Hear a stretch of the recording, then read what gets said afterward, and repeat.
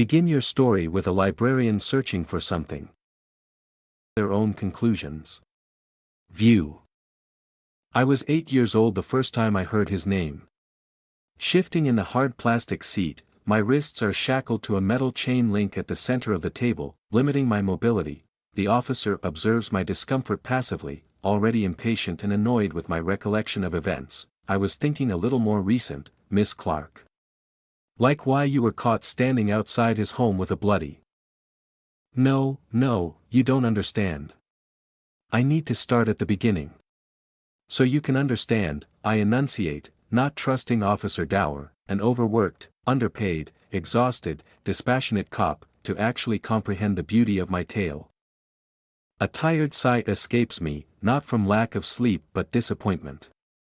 Officer Dower waves his fingers, gesturing for me to continue. I don't trust him, but this is the end of the line. The metal handcuff digs into my wrist as I adjust in my seat so I can really get into the story.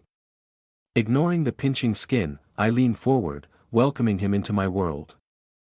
I think back to that day, so many years ago now. Curled up in a ball on the lumpy, plaid couch, the edges of the cushions fraying, made worse when I ran my fingers along the seams. Shivering as the winds howled and rattled the single-pane glass windows of my friend's tiny cabin on Cliff Island, off the coast of Maine. The day started bright and sunny, and like all the other kids who lived temporarily or year-round on the island, we spent every second playing in the ocean and cutting away debris through the woods like explorers and marauders. My best friend Ella had a neighbor, a boy who was older than us, maybe only a year or two, but at the time, the schism of our ages felt enormous. He was tall. He spoke confidently and made fewer stupid jokes than the boys Ella and I went to school with on the mainland. Something about that island boy consumed me, and he was all I could think about as we explored the island that summer. I followed him bravely as we climbed up trees and leaped, clutching the makeshift swing as we flung ourselves into the water below. As that particular day came to an end, I followed Ella, reluctant but resigned, back to her camp. The first dewy drops of rain wet our shoulders, and the shadows cast amongst the trees expanded.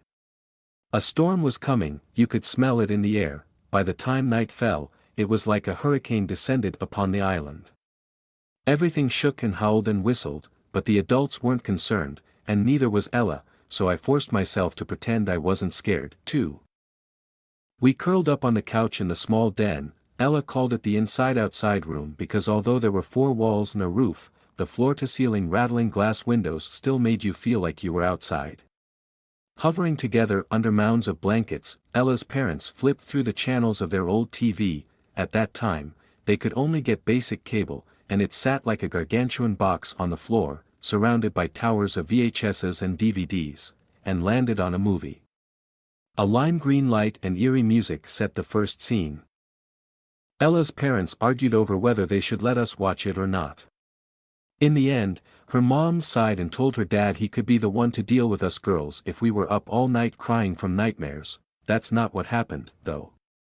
Because I was 8 years old and about to learn the name of the man who would change my life forever. What's this movie called? I whispered to Ella, who loudly reiterated my question to her parents. Her dad responded between chews of soggy popcorn, Tommyknockers. It was a weird movie. I felt like my mind was being twisted and warped and corrupted, then pet gently to rest when the movie came to an end. It's a Stephen King. You girls have heard of him, right? He's a Mainer, her dad announced proudly. As if we had a claim to him. As if we should know him. That was when my obsession started. I returned to the present, explaining to the officer in front of me. His pen lifts off the yellow-lined notebook, sparking my curiosity. Why wouldn't he use a laptop to take my statement? Surely that would be easier. I like the drama of the pen and yellow-lined pages.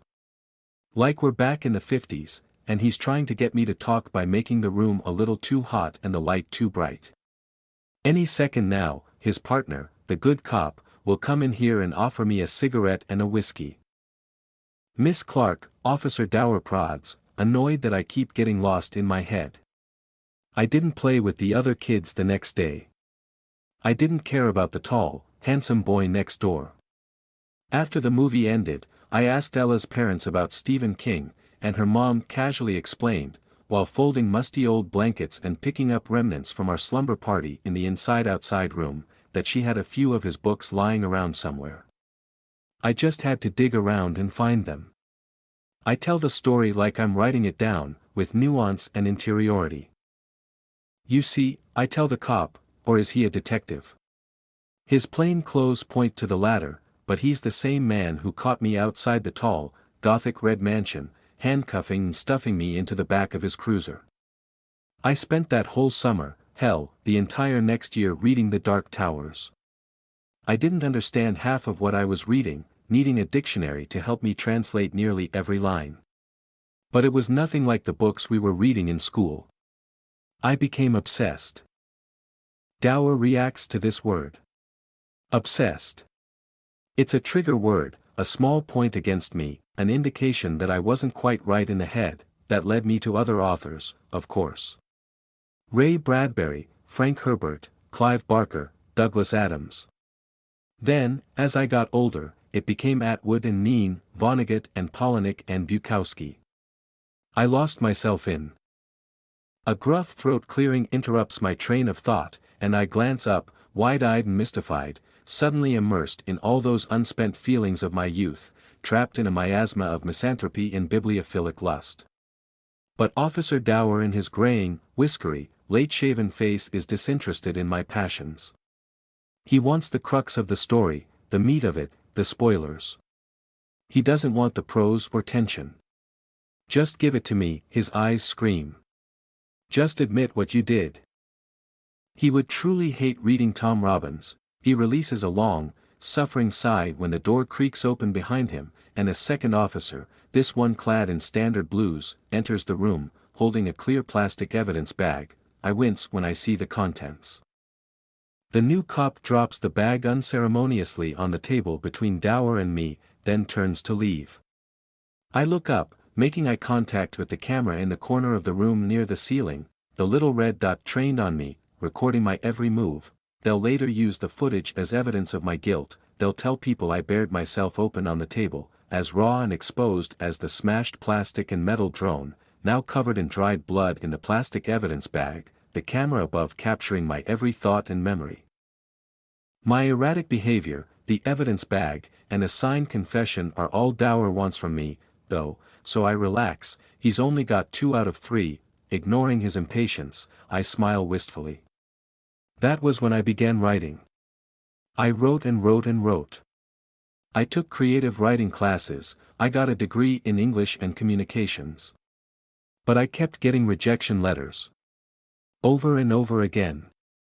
And then one day, I lean forward, lowering my voice, pleased when Dower mimics my posture, finally intrigued. Then one day, I was in Brickton at a Walgreens, and who's up at the prescription counter but Stephen fucking King. Dower lifts his eyebrows, not getting it. Not understanding. I grunt. His ineptitude is exhausting. Anyway, when he walked past me, I couldn't help it. I tried to talk to him and I was so awkward, stumbling over my words. But he was so kind and polite. I told him I was writing horror, like him, and that he was my inspiration. That I fell in love with writing because of him, but I just couldn't get published. And do you know what he said? What did he say? He said, not everyone can be scary. And then he smiled that stupid, toothy smile and left. Finally, understanding dawns, the Dowie man's cracked lips pressing together thoughtfully. And that hurt your feelings? You wanted revenge? That's why you flew? No, of course it didn't hurt my feelings. It motivated me. Dower's pen stills on the yellow paper once more, glancing at me beneath his lashes. He's trying not to spook me or slow my momentous storytelling, but he also doesn't want to admit he's still confused. Look. I was his biggest fan. But his last few books, I lift my palm, bound as it was to the table, and made a SOSO gesture with my hand. I think he just needed a little inspiration. It was kind of poignant, too, don't you think? Very Annie Wilkes of me. I smile proudly, but this idiot still looks confused. Misery. Still, nothing. Kathy Bates, recognition passes his face, and I don't resist the eye roll. That's the one about the woman who's obsessed with the author, and she kidnaps him and makes him rewrite the story, right? Very good, Dower, even if you did get that from the movie. But did you know that Misery was inspired by another short story of a similar premise? I did not. So, you identify with this Annie Wilkes character, then? I shrug. Miss Clark. What I really want to know is, what happened when you arrived at Mr. King's Bangor home at 12:36 a.m. this morning? I glance back at the evidence bag, the broken drone, which I lost control of, and the smattering of blood on the plastic casing. On the one hand, I could tell him the story of how it all went so sideways, not at all according to my plan. Or, I could tell him what actually transpired while adding narrative, a creation of my own making. All right, Mr. Dower. Here's the story of what happened last night when I arrived at Stephen King's mansion. I loved 12 Monkeys to death. It really gets bonkers at the end but was still very enjoyable. Continuum was a lot of fun, and if you have access to all of the episodes, I'd recommend it.